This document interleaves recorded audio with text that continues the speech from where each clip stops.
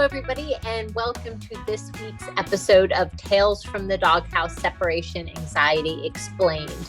I am Stacey Bell in the U.S. with Focused Fun, and co-hosting with me today is... Hello, it's Ness Jones here. I'm in Australia with nessjones.com. And today we are going to be talking about something that's actually a little bit sad, I guess. Sudden onset, if you like, separation anxiety, but that's due to a companion dog, your dog's best buddy, your dog's best friend, passing away. And then so maybe the dogs were fine to be home alone previous to that, and then once the companion dog passes, the existing dog has issues with being home alone by themselves. Yeah. And this can happen with, even if it can be a companion pet, it can be a cat or whatever. So it doesn't always have to be another dog. No. And it can also be the case where the remaining dog does have separation anxiety already, and it's exacerbated, or kind of the training has become sidelined due to the death of a companion animal friend. Due to their friend, best friend. Yeah. And so it's tough to talk about because, not only is it hard because you're the person is also grieving, and it's so hard to watch an animal grieve. Like, to me, that's one of the most heartbreaking things. So it's kind of a double thing. And then plus you're, if you had been already doing separation anxiety training and it's been kind of sidelined, then that's another disappointment to deal with, or that you now have this behavioral struggle when you hadn't before. So it is a really difficult spot to be in. Yeah, exactly. And I think one of the things you have to be careful of, is to give the dog time to grieve, but also yourself time to grieve, and what that looks like. And just, I hope that people do understand that dogs do grieve the loss, if that makes sense. Yeah. It's not just about, suddenly they can't cope when they're home alone, but more also that they're going through that same grieving process that we go through. Oh my goodness. Shouldn't talk about losses of animals because, it's kind of an upsetting topic, really, isn't it? It really is. They're such a part of our lives. And, when you do have an animal pass and then a part of your daily routine comes up that they're usually a part of, it hits you throughout the day, and it's just really, really tricky. And a lot of people, maybe people who haven't had pets or maybe don't think of pets at the same level you do, might not understand that it can be, for a lot of people, like losing a person or family member, part of your family, or maybe even worse, like depending on your relationship. So, it's really tricky. So, what is your take on, so say you have got two animals in the house and one of them passes, on letting the one that's still there, seeing that it's gone? Not so.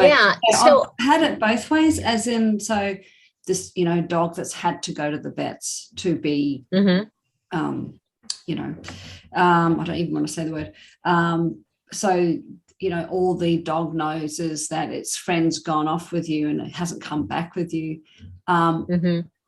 Another occasion, one of my cats died, old age, but she died in the house, and everybody got to say goodbye. So it's tough, isn't it?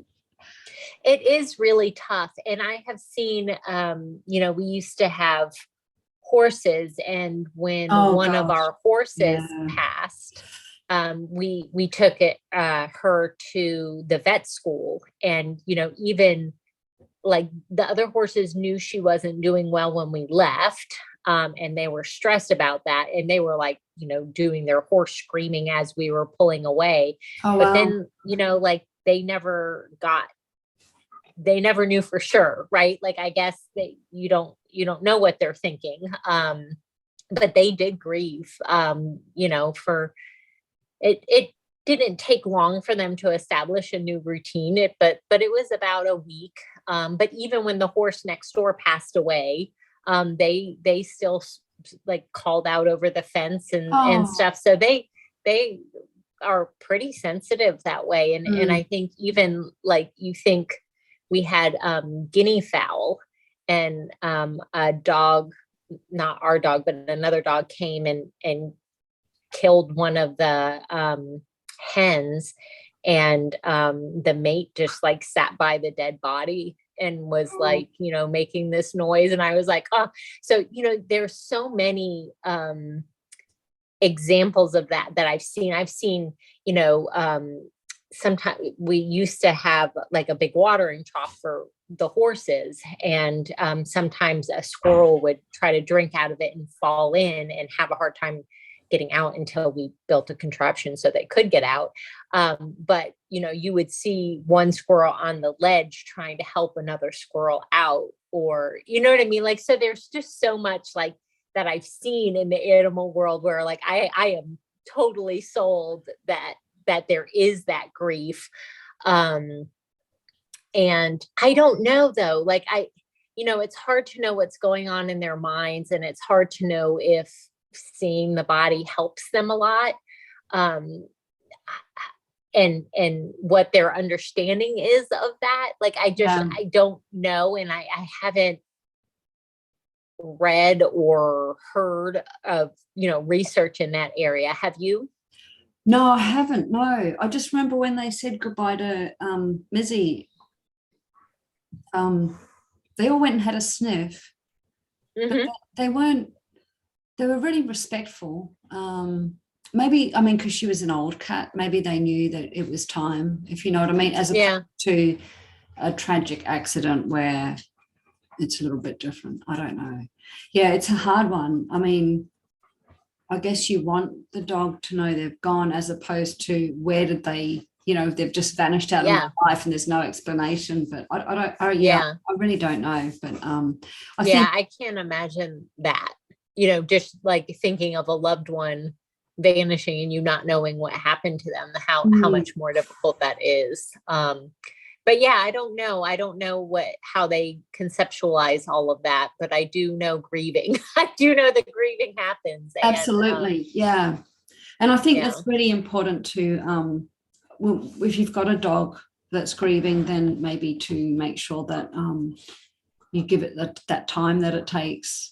And that could involve just going and sitting somewhere and being, as opposed to jollying them out of it, if you like. Right. Yeah. And I think that, just like people, different dogs will deal with things differently. But I do think there are a couple things to think about. And one of them is, if you are the type of person that has a fairly fixed routine with your dog, then, continuing with that routine as much as you can help add some predictability to their lives. And that might be comforting for them. I agree with you. When I'm feeling down and somebody's overly jolly, snap out of it. It kind of rubs me the wrong way. So, but being present with your dog, doing the low key things they like to do, like, like for Rowan, I would take him on a lot of long sniffy walks because that's, something that he really enjoys doing. And I think being in nature can be really healing for a lot of people and dogs. So that could be it. But, a good snuggle on the couch is, for the dogs that like snuggling, not Rowan, but other dogs. My dogs love snuggling. Could be equally as, but I think, just being there for your dog is a good thing. And for those dogs that, are showing you they want to play fetch and goof around, and if you have it in you to do that, then you know, then go for it. I think they're just like us. Like everybody deals with emotions in a different way, don't they? So some dogs will appear more resilient to the grief. That doesn't mean they're not feeling it, but they may appear a little bit more buoyant, if you like, to other dogs that might actually go into a, I don't know, depression almost. Yeah. And so the big things are to make sure your dog is eating and drinking, right? And if they've stopped eating and drinking, mostly, they can't go without drinking. So making sure that they are drinking. Some inappetence could be normal, but you're wanting to make sure that doesn't go on too long, and to be in touch with your vet about concerns for that. And if it is a really extreme case of grief where they're not eating and drinking, just making sure you're not letting that go too long. Your vet will be able to provide support, whether that's appetite stimulants or other anti-anxiety type of medication or something like that, just to help your dog through that rough spot. So I would definitely, if you're seeing things that are concerning, do make sure you talk to your vet as far as that goes. Also, I think regulating yourself is really important. So yes, you are going through the grieving process, but you also have to support your dog. So by all means grieve, but they're going to pick up on your emotions. So you can go through the process together, but just be mindful that the more emotionally distressed you are, you could actually put that on your dog and make it harder for them as well.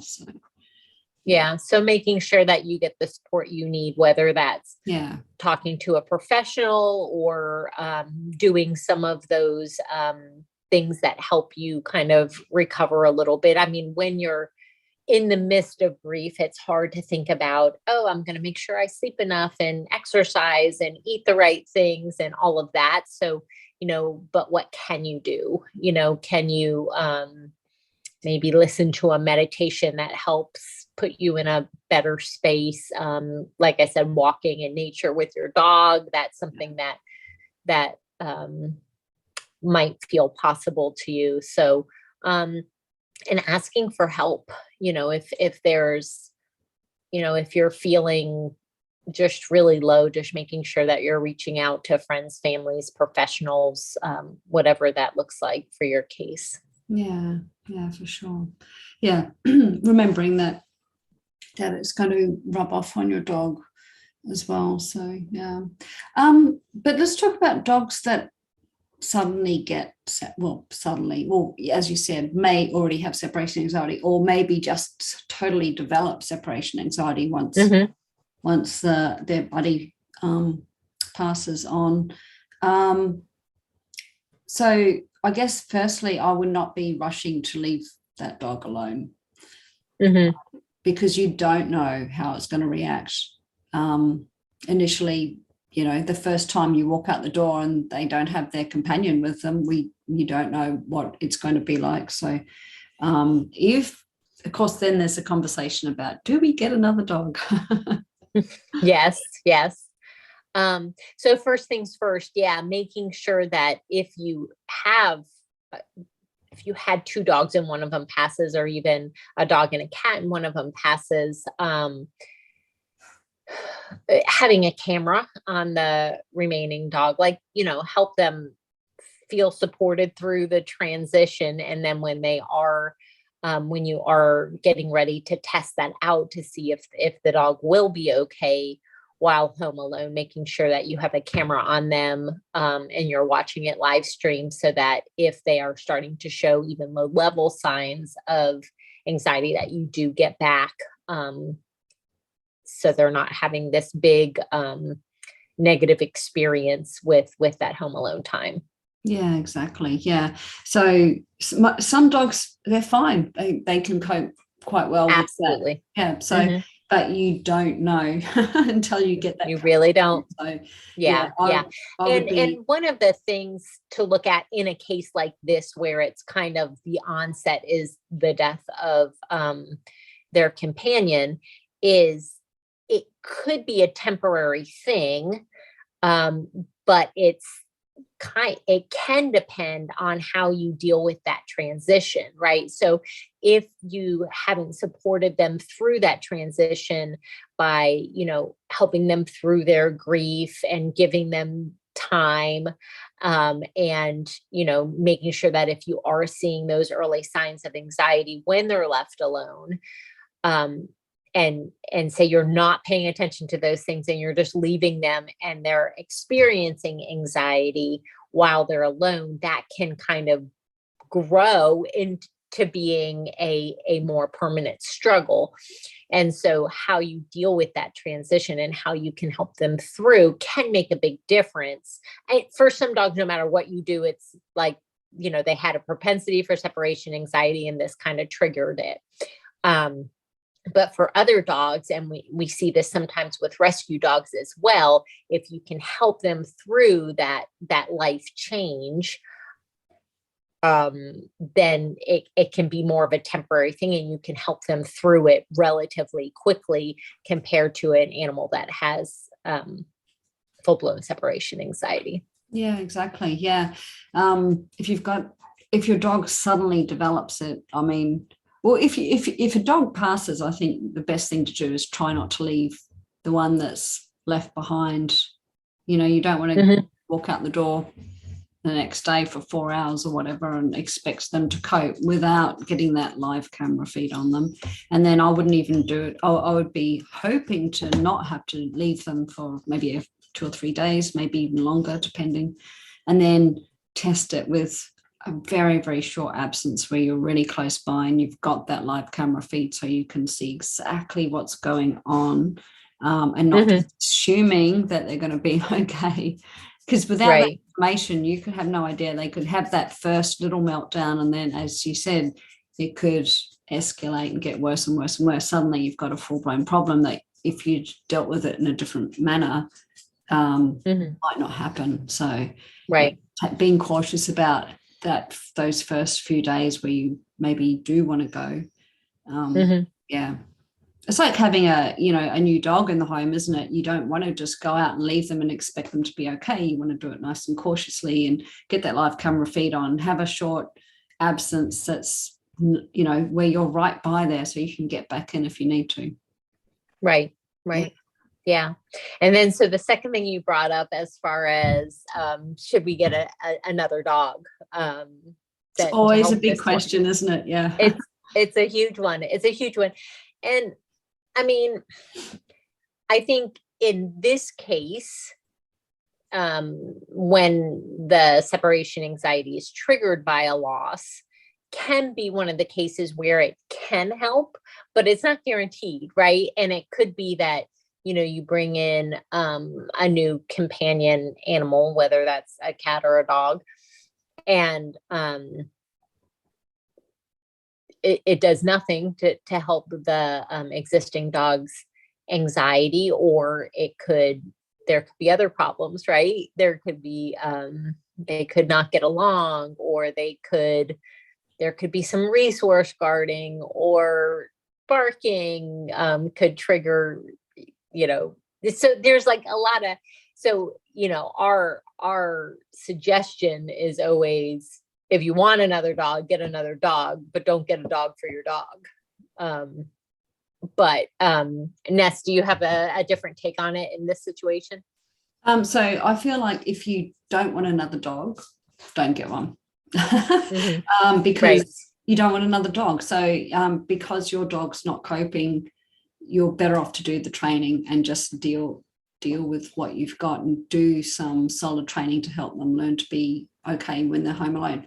If you're on the fence about getting another dog and you're like, oh, maybe, I think a good option is to foster to adopt. So, there's plenty of dogs out there that need foster homes. So whether Mhm. you don't, you know, maybe, as you said, there's some issues with the two dogs getting along, maybe they don't get along, or maybe it's a cat that you get. Maybe your dog says, I liked the cat that used to live here, but I don't like this one. Yeah. Yes. So it's, I think fostering is a good way of, you know, seeing if the connection is going to work, if there is a Yes. connection, if they fit, if the foster comes into the home, if it fits in with the family dynamics and all that Hmm. sort of stuff. Yeah. And then, of course, if they do, then yeah, and it works, then brilliant. And of course, if you get another animal for your dog, or for your home, of course, it might not work. It might work, but it might not work. So that's Right. another Right. reason There too. are no guarantees. No, no. And that's, I mean, that could be for any number of reasons, really. I mean, is it just because your dog was so bonded with the dog that passed? Or maybe they just don't like the newcomer. You never know. Sometimes Yeah. they Yeah. just got their own personalities, and yeah, trying to Yeah. find one Yeah. that fits in. And I think it can really, and a lot of times when you're looking at foster dogs, or dogs in rescue, you don't really have a ton of information about them, right? So it is a good way. Fostering to adopt is a fabulous way to learn more about it and to learn more about your dog's preferences. Like Rowan doesn't love other dogs. He doesn't love other dogs that are really boisterous, right? And Mhm. that are going to want to like wrestle him and all of that kind of stuff. So for me, if I was picking a dog for our home, I would have to pick like a more low key dog, to kind of, complement his preferences, because otherwise there would be a lot of management, which is fine if you're willing to do that, but I would rather not have to do that. And so that's another thing to kind of consider, is if you have seen preferences in your dog as far as the type of play style and the energy level and all of that kind of stuff, age, gender of the dog. If you have seen that, then that's information you can talk to the rescue about, and they may or may not know some of that information about the dogs that you're looking at. But if they have that information, they might be able to help you pick a foster that's more suitable for your home. Yeah. And I think the other thing to remember, obviously, is when you're getting it, if you go down the rescue road as opposed to maybe a puppy or something like that, you don't know necessarily what you're getting in terms of what other issues the newcomer might have. And, is the Mm-hmm. dog reactive? Is it, is it trained? Is it feral? Has it got separation anxiety? So Yep. there's all those things you've got to consider as well. So you don't, Mm-hmm. obviously it would not be an ideal outcome if you brought a rescue into your home and that dog has separation anxiety. That would not be Right. an outcome. So unless you are prepared to do the training, of course, and Yeah. unless that connection with your dog is so strong that you're willing to go down that road. That's probably, Cool. I think we've covered everything, really. Yep. Yep. I think so too. I do think, I just want to reiterate, make sure you're taking care of yourself.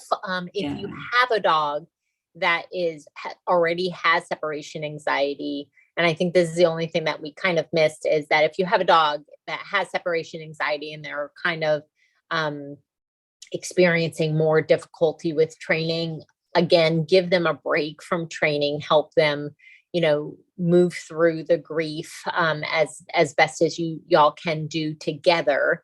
And then when you do pick up training again, just make it easier for your dog. Just do the very easiest thing, and that can depend on where you are when you left off.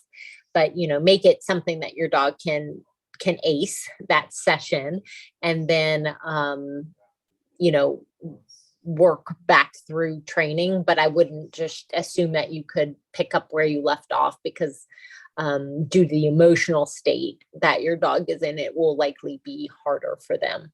Yeah, and give yourself time, as you said, and give your dog time as well. And Yeah, it's awful losing a pet. Yeah, It's it very, very is. sad. Yeah, I don't even like And talking about it because I get emotional just thinking about it. Yeah. I mean, it's hard not to think about all the pets that you've lost. You know, when having a discussion like that, and there are in on Facebook, and like our SPCA also has grief groups. So, you know, that is another tool for you to reach out to if that is something that would feel helpful to you, is just making sure that you're looking for that. If it's particularly helpful for you to be in a group setting where other people are experiencing the same thing, then that would be another support system for you. Yeah, sure. Okay. All right. Well, thank you for joining us today.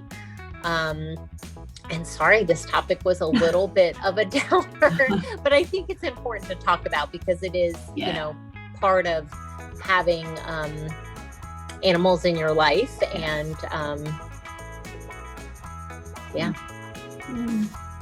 So if you have had a recent loss, we understand, and we are thinking of you. And we're so sorry for you and sending you so many hugs. Yeah, for sure. Okay, let's sign off then. I'm Ness Jones. You can find me at nessjones.com. Stacey? You can find me at focusedfun.net. Thanks for joining us today. We'll see you next time. See you.